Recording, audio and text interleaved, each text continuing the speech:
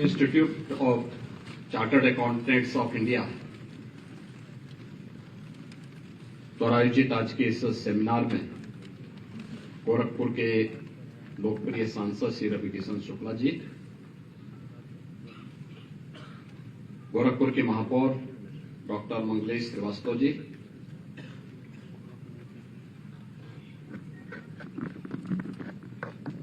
ICAI के अध्यक्ष निकेत सुनील तलाटी जी, उपाध्यक्ष रंजीत अग्रवाल जी, सीपी के अध्यक्ष पुरुषोत्तम अग्रवाल जी, उपाध्यक्ष Gyanchand Mishra ji, institute of chartered accountant of India के गोरखपुर शाखा के अध्यक्ष सुश्री अर्चना त्रिपाठी जी,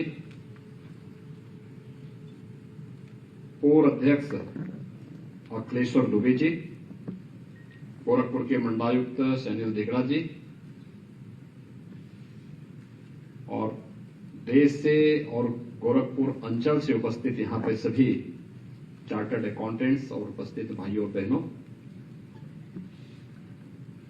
मुझे प्रसन्नता है कि आज आप सब प्रातःकालीन सत्र से ही यहां पर अपने पेशेवर कार्यकुशलता के लिए शासन के नए नियम और कानून की दृष्टि से विभिन्न विषयों पर चर्चा परिचर्चा करने की दृष्टि से आज यहां पर बैठे हैं और बाबा गोरखनाथ की धरती पर आपने इस सेमिनार का आयोजन किया है। मैं इसके लिए आप सबका हृदय से अभिनंदन करता हूं, आपका स्वागत करता हूं।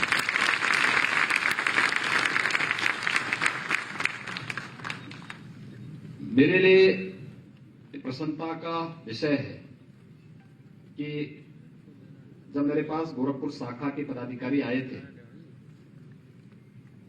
तो चार्टर्ड अकाउंटेंट के रूप में गोरखपुर शाखा की अध्यक्ष एक महिला है।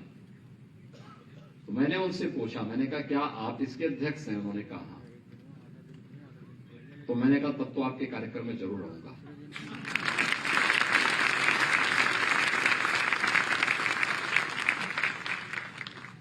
क्योंकि एक ऐसे क्षेत्र में जो ये माना जाता है सामान्यतः लोग अकाउंटिंग के क्षेत्र को बहुत रूखा क्षेत्र मानते हैं, जाना नहीं चाहते, क्योंकि दिमागी मेहनत ज्यादा होती है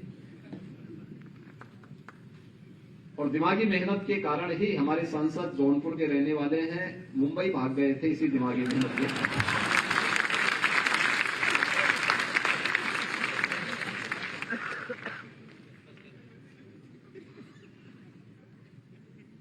उनको ये लगा था कि कौन ये दिमागी मेहनत करेगा, अच्छा है गायन वादन के क्षेत्र में आगे बढ़ेगा। लेकिन उन्होंने इस क्षेत्र में, क्षेत्र कोई भी है वो कठिन नहीं है और बुरा भी नहीं है। आपकी लगन, आपकी निष्ठा, आपकी मेहनत और आपकी दृष्टि उसको अच्छा और बुरा बना देती है। लेकिन एक ऐसे क्षेत्र में और वहां पर और गोरखपुर जैसे क्षेत्र में, और आज मुझे प्रसन्नता है कि आप सभी जो इस क्षेत्र के दक्ष और पेशेवर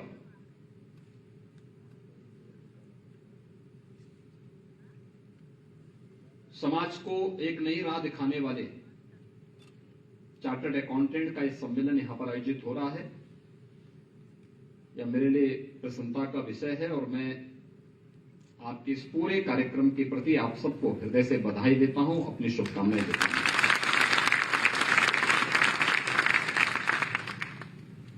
मुझे जो बताया गया कि यहां पर आज आपके चार्टर्ड अकाउंटेंट के इस सेमिनार का जो विषय भी था व आयकर निर्धारण प्रणाली से संबंधित एक यहां पे टॉक हुई है। और अक्सर हम लोग इस बारे में मानते हैं कि देश के अंदर जो टैक्स पेयर का पैसा है,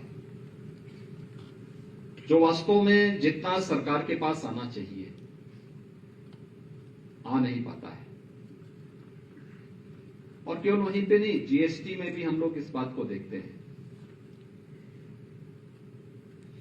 अगर हमने किसी टैक्स पेयर से पैसा लिया है, सरकार कोई अलग से पैसा नहीं मांगती।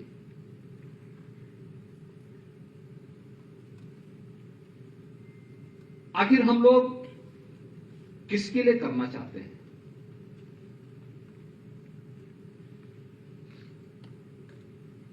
मुझे लगता है दुनिया के अंदर जो भी बड़ी ताकत बनी है या जो भी बड़ा बना है,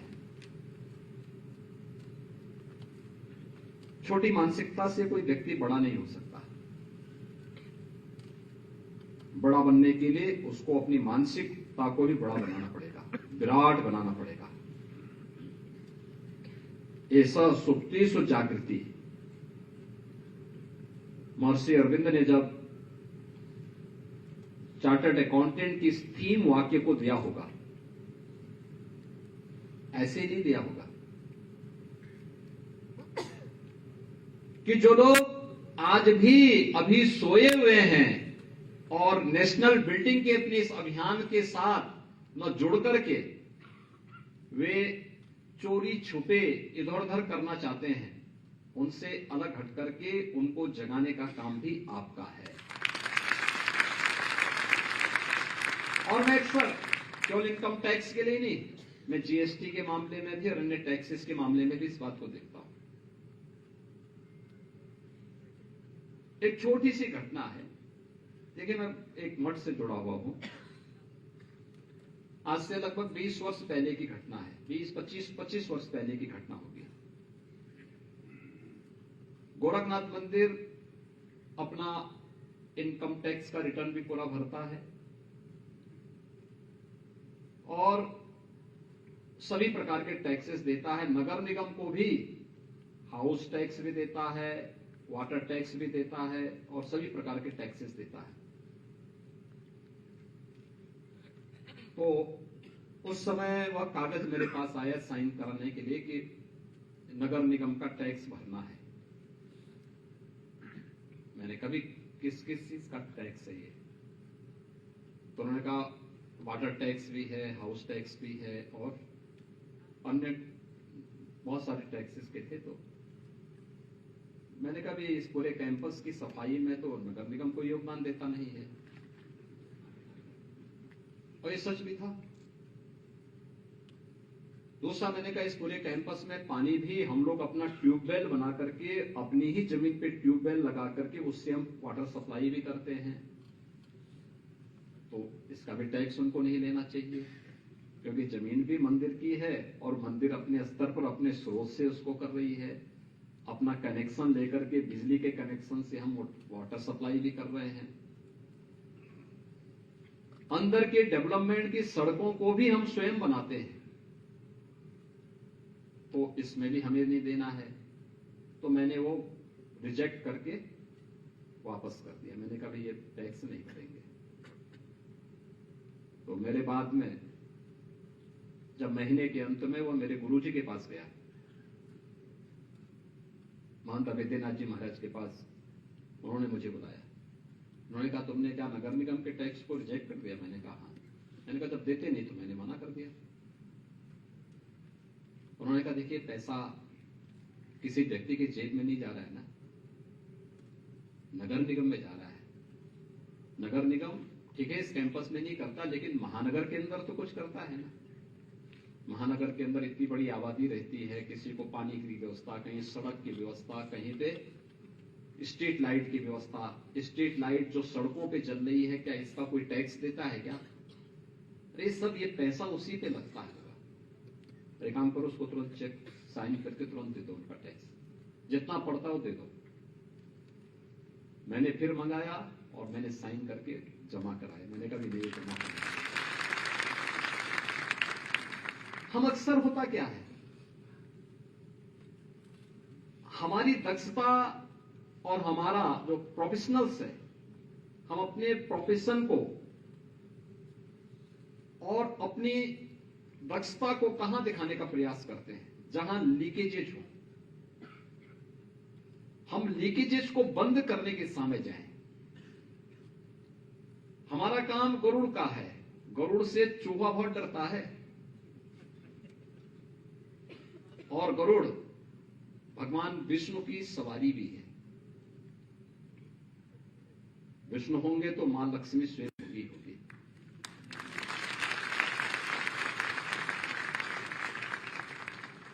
और इसलिए हमें प्रयास हमारा होना चाहिए कि चूहे को गणेश जी की सवारी करने देनी चाहिए, उतरने की आदत बंद हो, टैक्स चोरी रुके और टैक्स पेयर का पैसा जितना गवर्नमेंट के पास है ना, जीएसटी के पैसे, चाहे वो सीजीएसटी का हो, एसजीएसटी का हो, जो भी पैसा जहां जाना है वो पैसा वहां जमा जरूर हो जाए। आईटी का है, इनकम टैक्स रिटर्न भरे। मुझे लगता है एक स्वच्छ आदर्श व्यवस्था आज के दिन पे आपने देखा होगा कितना स्वच्छ व्यवस्था हो चुकी है। और पब्लिक से कहीं भी कोई रिफॉर्म की बात आती है आज के समय में, क्योंकि हमारा काम केवल निवेशकों के लिए, इज ऑफ डूइंग बिजनेस के लिए ही नहीं है। इज ऑफ डूइंग बिजनेस के साथ साथ इज ऑफ लिविंग के लक्ष्य को भी प्राप्त करना है। इज ऑफ लिविंग के लक्ष्य को प्राप्त करने का मतलब किसी को किसी भी स्तर पर कोई समस्या न होने पाए। हर एक स्तर पर सरकार रिफॉर्म करने को तैयार है, हर प्रकार का सहयोग करने को तैयार है। केंद्र की सरकार हो, राज्य की सरकार हो, ये दोनों अगर एक साथ जब इस दिशा में प्रयास कर रही हैं, तो समाज के जो विभिन्न ऐसे संवर्ग हैं जिनका अपना पेशेवर कार्य है, अपनी क्षमता से जो लोगों का मार्गदर्शन करते हैं, जिनका समाज में सम्मान है, वे भी तो इस नेशनल बिल्डिंग के कार्यक्रम के साथ जुड़े। केवल अपने पेशेवर कार्य के साथ ही नहीं, नेशनल बिल्डिंग में हमारी क्या भूमिका होनी चाहिए। देश की आजादी के अमृत महोत्सव वर्ष में प्रधानमंत्री मोदी जी ने देश के सामने पंचप्रण की बात की, और ये सौभाग्य की बात है कि आज आपका जो अखिल भारतीय संगठन है चार्टर्ड अकाउंटेंट्स का, यह भी अपने स्थापना के 75 वर्ष पूरा करने जा रहे हैं। यानी अमृत महोत्सव वर्ष में आप प्रवेश किए हैं, और अमृत महोत्सव वर्ष में प्रवेश का एक कार्यक्रम या अभियान आपको स्वयं के आत्मावलोकन का एक अवसर दे रहा है। प्रधानमंत्री जी ने अपना विजन डॉक्यूमेंट तय किया है कि अगले 25 वर्ष में हमें क्या करना है, 75 वर्षों में हमने क्या खोया है, क्या पाया है। इसमें आत्मावलोकन का एक अवसर देशवासियों को प्राप्त हुआ। लेकिन देश भर के चार्टर्ड अकाउंटेंट्स को इस बारे में भी चिंतन करना चाहिए कि हमने जैसे सीपीई के माध्यम से आप देश के नए नियमों के बारे में, नए कानून के बारे में अपनी चर्चा परिचर्चा को आगे बढ़ा करके एक स्वस्थ संवाद के माध्यम से इस प्रक्रिया को आगे बढ़ाने का कार्य करते हैं। और कम से कम वर्ष में 30 घंटे निर्धारित किए गए हैं कि हर पेशेवर चार्टर्ड अकाउंटेंट की जिम्मेदारी बनती है कि वो उसको अटेंड करे। ये होना भी चाहिए, अत्यंत अभिनंदनीय कार्य है।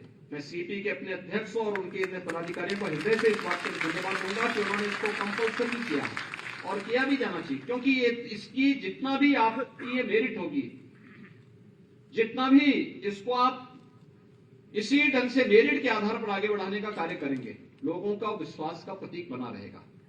प्रधानमंत्री जी ने उस समय देश के लोगों के सामने पंचप्रण की बात की। ये पंचप्रण थे, एक विकसित भारत के लिए आत्मनिर्भर भारत बनाना, गुलामी की मानसिकता से मुक्त होना,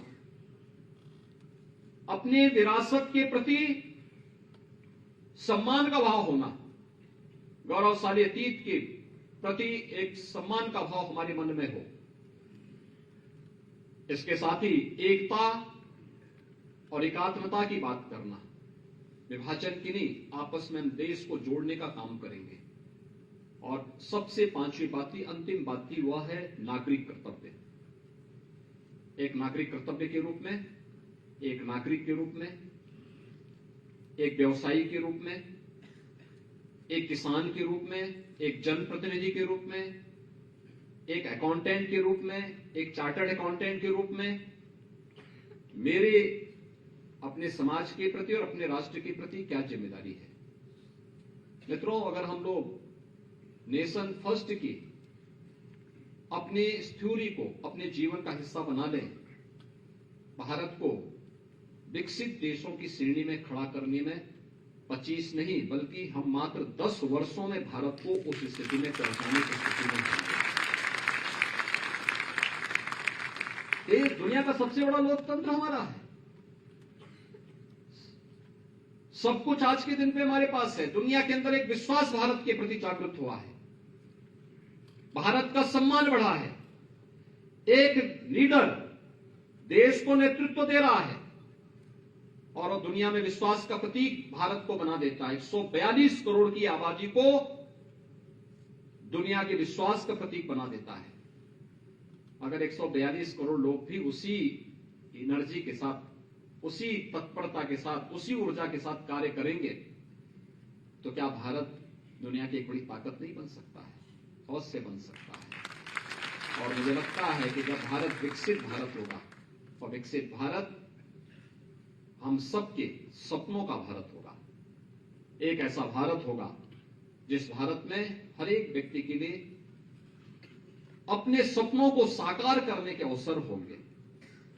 आने वाली पीढ़ी के उज्जवल भविष्य के बेहतर सपने होंगे।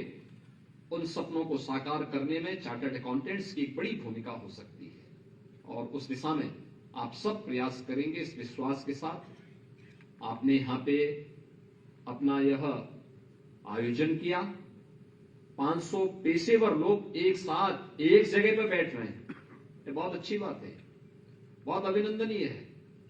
और मुझे लगता है कि हमें आपस में भी जो सीपीई की ने पहल की, आपने आयकर निर्धारण से संबंधित इस कार्यक्रम के साथ जुड़े।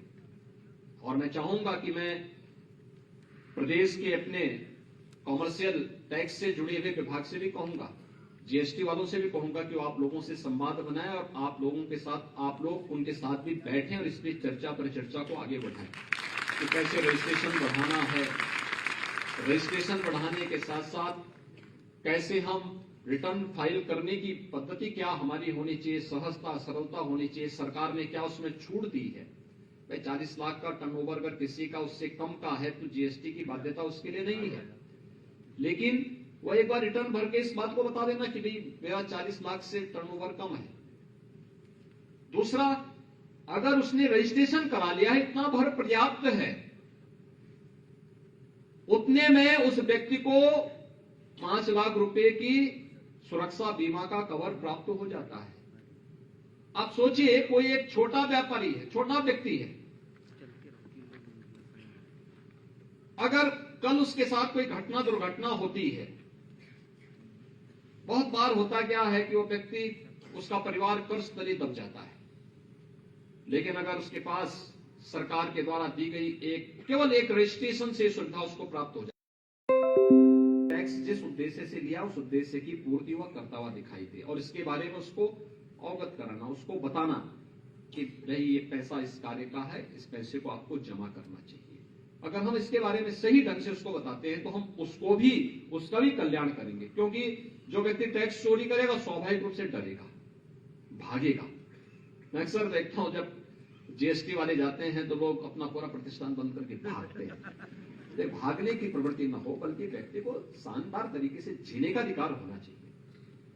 भागे क्यों भागेगा? हम उसको बताएं कि भाग क्यों रहे हैं, फेस करिए ना उसको, चैलेंज को बताइए उनको। हमने रजिस्ट्रेशन कराया है, ये हमारा रजिस्ट्रेशन है, हम रिटर्न फाइल कर रहे हैं, आपको जो कागज देखने आप बताइए ना, हम आपको कागज उपलब्ध करवाते हैं।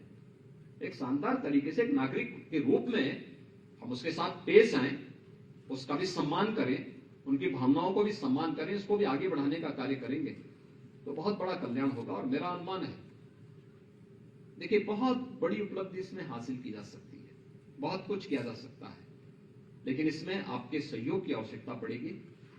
और मुझे प्रसन्नता है कि आप जैसे पेशेवर लोगों ने आज यहां पर एकत्र होकर के अपने व्यस्त दिनचर्या से समय निकाल करके पूरे दिन भर की चर्चा परिचर्चा का आज का एक विषय बनाया है। आयकर रिटर्न से संबंधित है, लेकिन एक नेशनल बिल्डिंग में ही ये पैसा खर्च होता है। वेलफेयर की स्कीम में, डेवलपमेंट, इंफ्रास्ट्रक्चर डेवलपमेंट के जो कार्य देश के अंदर हो रहे हैं, इस पे पैसा खर्च होता है। देश के अंदर अलग अलग योजनाओं को लाने में इस पैसे का उपयोग किया जाता है, और उसमें भी आपके स्तर पर भी ये प्रयास हो रहा है। मैं इसके लिए गोरखपुर शाखा को हृदय से धन्यवाद देता हूं और विश्वास करता हूं कि आप सबके सहयोग से हम नए भारत के निर्माण में योगदान दे पाएंगे। आप सबके प्रति मेरी शुभकामनाएं। धन्यवाद। जय हिंद।